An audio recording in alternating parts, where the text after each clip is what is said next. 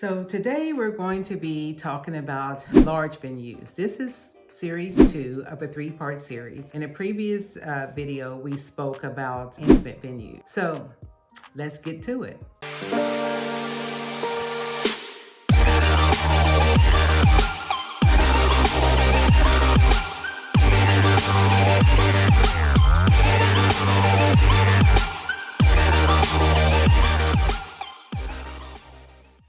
So I'm Bonnie Hawthorne of BR Hawthorne Teaches, and I help new venue owners create sustainable and profitable venues. So today what we're going to be talking about are the pros and cons and my experiences as a large venue owner. I owned and operated a 10,000 square foot venue that had multiple rooms. We had a bar room, we have a main banquet area, we also had a private dining area, and a huge catering kitchen. When you talk about a large venue, what are you talking about?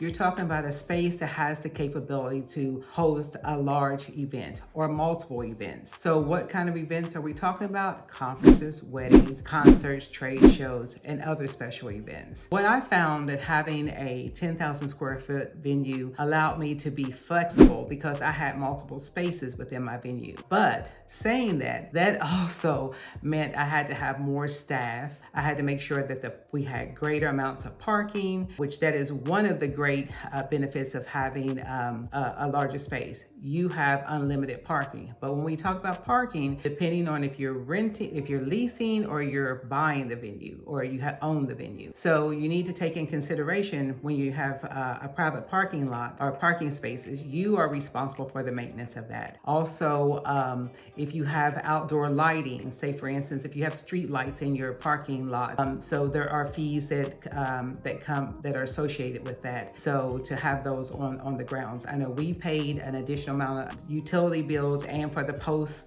the light posts to be there, we did pay an additional fee for that. So just be cognizant that if you are going to have a large space and you need outdoor lighting. So one of the great things about a large venue is also the amenities. Like I said, the parking is a great amenity. So we had a catering kitchen, and so therefore we were able to offer catering, on-site catering to our clients, which was a great benefit because we brought in a lot of revenue. We had our own chefs and our own wait staff, so that was a great thing. So when you're looking for a large space, those are some of the things that you might want to provide. Also, be cognizant of the overhead costs, because having a catering kitchen and all the supplies and equipment that you have to have in it to be functional is a great thing. But also think about, if you have this catering kitchen and the majority of your events is hosted on the weekends, think about leasing it out to food trucks or any bakers and people like that need that space during the week. We had 2 large walk-in freezers,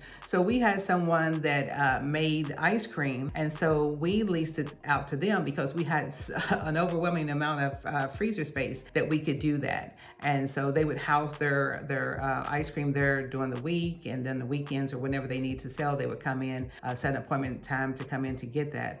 So that is another way to bring in some additional revenue. Believe it or not, that's great. I mean, you can make a lot of money doing that. So if you're able to lease out your kitchen, your catering kitchen, but make sure that it's different for an intimate venue, because remember, some intimate venues, they only have refrigerators, microwaves, and prep sinks. So that's the difference of having a large scale venue. You're able to offer that amenity. Also, audiovisual support. I mean, if you have AV where you have screens, like say in our banquet room, we were able to have screens, have meetings. We had hosted large meetings like with Mary Kay, Realtors Associations, and other organizations. And that brings in a lot of money too during the week, as I said in the previous video. But having multiple spaces within the venue, you can't go wrong. I mean, because if you're having a baby shower in one, and you're having a private dinner in another, and then you're still having sports on Saturdays where you can have the bar room open, but you need to make sure that it's soundproof. That's the great thing about large event spaces like hotels and they offer those, they have those amenities where their rooms are soundproof, have sound barriers. And so that's one thing you must consider if you're going to have multiple spaces. Also, having lounges and bars. We all know that bars are going to bring in revenue because, you can have things during the week, you can have sporting events on the weekends. And also when you have your special events or your meetings and your those type of events you're hosting, you can sell those liquors, and bring in that revenue.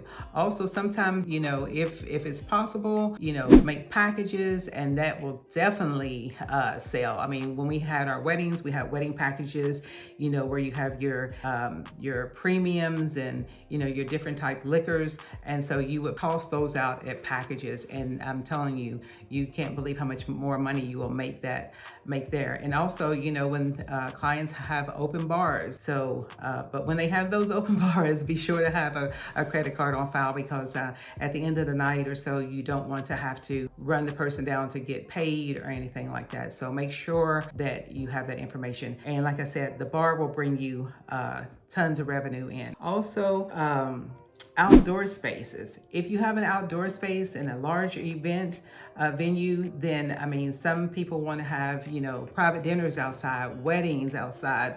It's great photo ops for weddings. Okay, so outdoor spaces are always a premium. Everyone doesn't want to get married inside, so if you have a lush space and you have rolling hills and waterfalls and all those features, that is a huge selling point. But once again, remember the maintenance, because we did have a little pond, and the maintenance with the pond with the koi fish was quite handsome. So make sure that you factor that in if you're going to have outdoor spaces. And plus when you have the outdoor space, you have to keep it well manicured and cleaned anyway to have that luxury feel and just the awe factor when your guests come in. Also, professional wait staff. Well, all large venues have professional wait staff. They're trained, they're certified, they've gone to school for hospitality. So that's a great point. So if you're going to do that, pay, and then you're going to have a luxury large event space, pay premium dollar to your staff so you can get people that are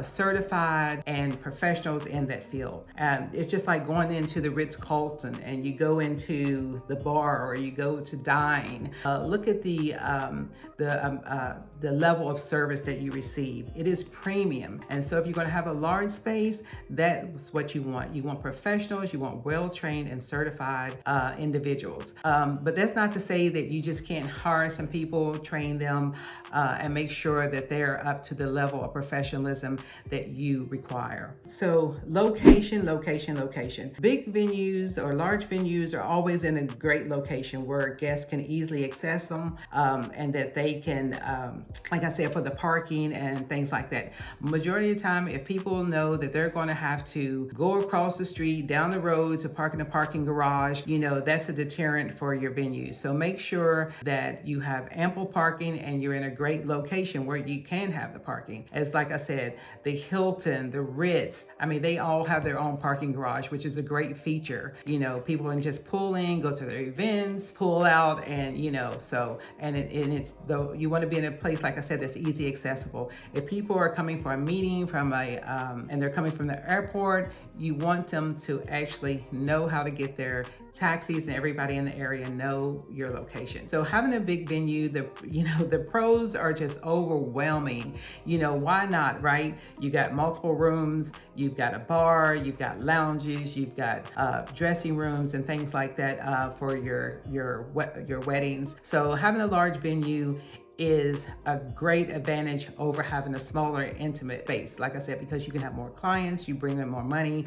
The more people you bring in, the more money you're gonna make, right? Okay, so on the downside, there's always a con to everything, right? So the cost, like I said, we had a 10,000 square foot venue. It was massive. The overhead cost was massive. The garbage, the supplies for cleaning the dishes, replacing broken dishes, glassware, the heating, heating, the cooling, the maintenance of the ground, it's just expensive. So you really want to make sure that your finances are in place so that you can, if something's thrown at you left and right, you need to be able to manage it so you don't have downtime and you don't lose money, right? So that's the one big, huge thing I can say that would make me never want to have another large event space. The maintenance and overhead was just crazy. I mean, heating bill in the winter, and we were in Florida, Pensacola, and you don't really factor getting so cold there,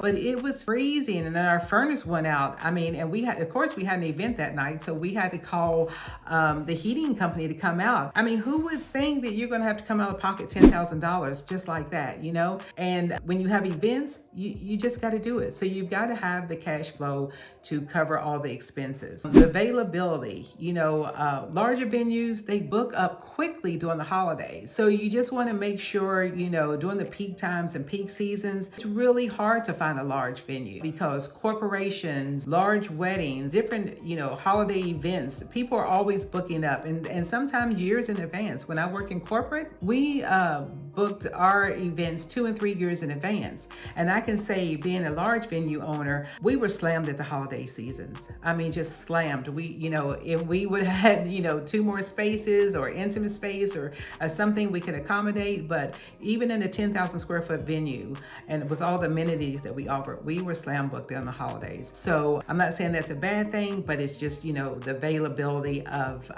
having a large venue. You're going to have to turn a lot of money away at the peak season, so you need to plan accordingly. Maybe have those slots like I talked about before, where you can have 2 events in one space if you have the staff to flip the room. Like I said, we have timings from 9 to 3 and then 5 to 11. So if that's something you can work at the holiday season and maybe do some kind of promotion to gear people you can work with some kind of promotion to bring people in to allow that they will want to book those 2 slots, okay? But during the holiday season, most people want it for the entire day because they need to decorate and, they have a decoration committee and so they want to come in early. But that's the only thing. Also, the lack of personalization. I mean, like I said, in our 10,000 square foot venue, we had 3 rooms. And even if someone booked out the entire venue, somebody might be at the bar, somebody might be in the private dining room, in the banquet room. It was just loud, it was noisy. And so people just don't get to have that warm, cozy feeling. And, and some events, that's what people want. But so people don't desire those if they're going to have an intimate space, unless you have the smaller space like we did. We had our private dining room, which could host up to 30 people.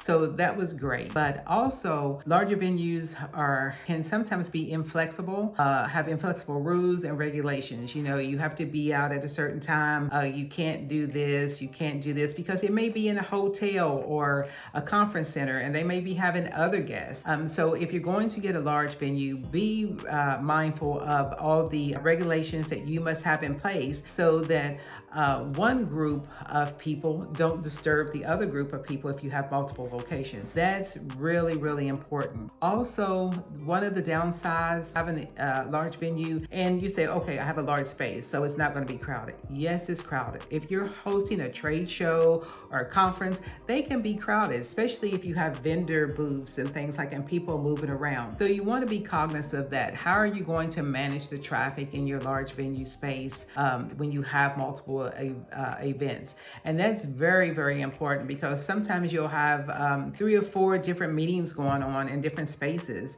and people are roaming in. If you don't have them properly marked or anything like that, someone always ends up in the wrong space, and they have to get up and disturb the other guests. So that's something that you want to be mindful of. So to wrap this up, large venues are great. They bring in a lot of revenue.